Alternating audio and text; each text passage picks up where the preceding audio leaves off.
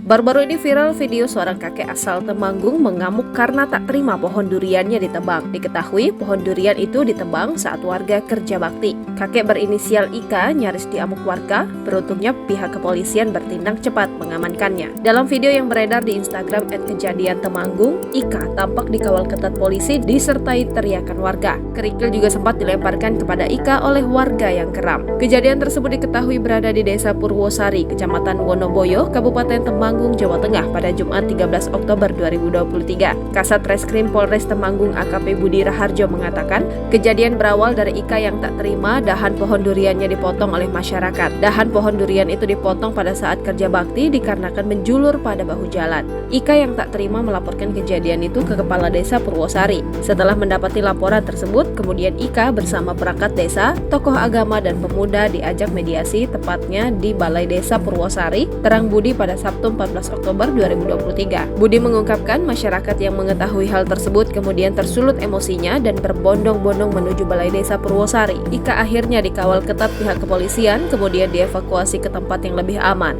Guna menghindari hal-hal yang tidak diinginkan, kemudian petugas melakukan evakuasi terhadap Ika ke tempat yang aman. Sebetulnya dari hasil mediasi antara Ika dan perangkat desa maupun tokoh yang ada sudah mencapai kesepakatan dan sudah dibuatkan surat pernyataan. Namun dikarenakan warga yang sudah terlanjur berdatangan dan emosi, maka Ika kita evakuasi, kata Kasat Reskrim. Budi mengatakan bahwa kejadian tersebut saat ini sudah selesai dengan damai dan Desa Purwosari masyarakat sudah melakukan aktivitasnya seperti sedia kala.